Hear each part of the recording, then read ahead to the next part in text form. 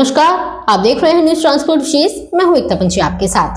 भाजपा दिल्ली सरकार भी क्या चल रही है पूर्व में रही आम आदमी पार्टी दिल्ली सरकार के नक्शे कदमों पर? बड़ा सवाल। दिल्ली के व्यावसायिक वाहन मालिकों और आम जनता अभी से यह सवाल उठाने लग गए हैं कि क्या सच में दिल्ली परिवहन आयुक्त प्रशासन गोयल इतने प्रभावशाली व्यक्ति के आईएएस अधिकारी हैं कि वह नवगठित भाजपा पार्टी दिल्ली सरकार और उपराज्यपाल की बात भी नहीं सुनते या मानते, जैसा कि आम आदमी पार्टी दिल्ली सरकार जनता के समक्ष कहते रहती थी। आखिर कौन है जिसके प्रभाव के कारण परिवहन आयुक्त माननीय उच्च न्यायालय दिल्ली, कैंट दिल्ली मोटर वाहन नियम अधिनियम और दिल्ली सरकार के साथ उपराज्यपाल के दिशा निर्देशों को दरकिनार कर जनता का हित करने के लिए कोई भी आदेश अपनी हठधर्मी से जारी कर लागू करते आ रहे हैं और सभी दिल्ली सरकार और प्रशासन दिल्ली चुप हैं। पूर्व में तो यह बात समझ में आती थी कि दिल्ली की आम आदमी पार्टी सरकार और उपराज्यपाल दिल्ली में तालमेल नहीं था, जैसा कि मीडिया को और मीडिया के द्वारा जनता को बताया और दिखाया जाता था। पर क्या अब जब भारत देश और दिल्ली में एक ही पार्टी भाजपा की सरकार है, क्या यह माना जा सकता है कि आईएएस अधिकारी दिल्ली सरकार उपराज्यपाल दिल्ली की बात सुनने और मानने से मना कर सकता है? वह भी तब जब बात कानून और नियम अधिनियम के अंतर्गत हो। इसका अर्थ जनता क्या समझे? क्या सच में पहले भारत सरकार में बैठकर भाजपा पार्टी ही गैर कानूनी तरीके से जनता को परेशान करने के लिए दिशा निर्देश दे रही थी और अब दिल्ली के तख्त पर विराजमान होने के बाद भी दे रही है, पूर्व में और तत्काल में कार्यरत परिवहन आयुक्त के द्वारा राजपत्र अधिसूचना द्वारा जनहित में चलित परिवहन विभाग की क्षेत्रीय शाखाओं को बिना दिल्ली सरकार और उपराज्यपाल से सहमति आदेश प्राप्त किए और गैरकानूनी ढंग से बिना जनता को पूर्व सूचना जारी किए और बिना क्षेत्रीय शाखाओं को बंद करने का राजपत्र अधिसूचना जारी किए बंद करवा दिया और उपराज्यपाल दिल्ली रहे चुप। आखिर क्यों?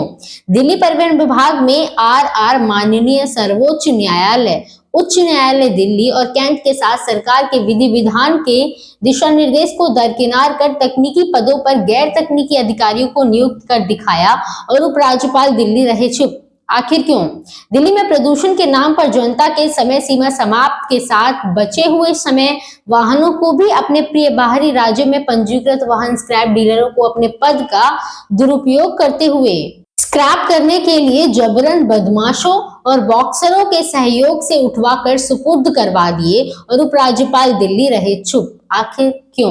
दिल्ली में व्यावसायिक वाहन को मोटर वाहन नियम के तहत अनिवार्य दस्तावेज वाहन जांच प्रमाण पत्र के लिए समाप्त हो चुके एग्रीमेंट वाली कंपनी को फायदा पहुंचाने के उद्देश्य से वाहन जांच की क्षमता न होने के बावजूद वाहन की जांच उसी शाखा से अनिवार्य के आदेश जारी कर दिए और उपराज्यपाल दिल्ली रहे चुप। आखिर क्यों?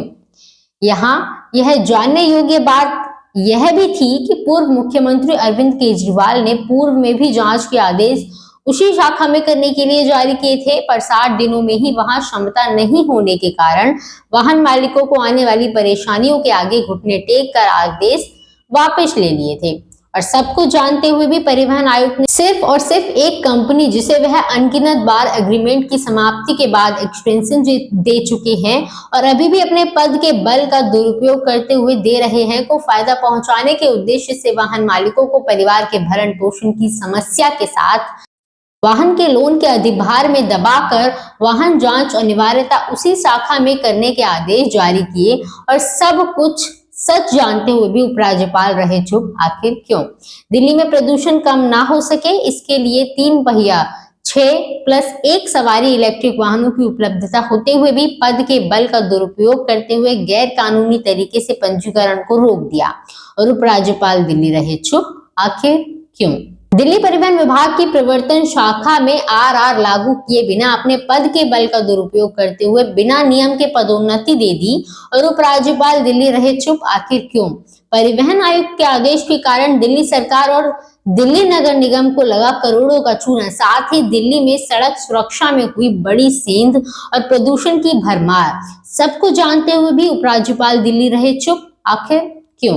सवाल तो अभी भी बहुत हैं, पर जो हो रहा है, जो परिवहन आयुक्त कर रहे हैं, उसको देखकर यही लग रहा है कि पूर्व के परिवहन आयुक्त और तत्काल के कार्यरत परिवहन आयुक्त यह सब भारत सरकार के दिशा निर्देशों पर ही कर रहे हैं, क्योंकि पूर्व परिवहन आयुक्त आज दिल्ली उपराज्यपाल के प्रिंसिपल सेक्रेटरी पद पर कार्यरत हैं और उपराज्यपाल भी हर सच की जानकारी होते हुए चुप हैं। इस वीडियो में इतना ही। ट्रांसपोर्ट से जुड़ी तमाम खबरें जानने के लिए देखते रहिए न्यूज़ ट्रांसपोर्ट विशेष।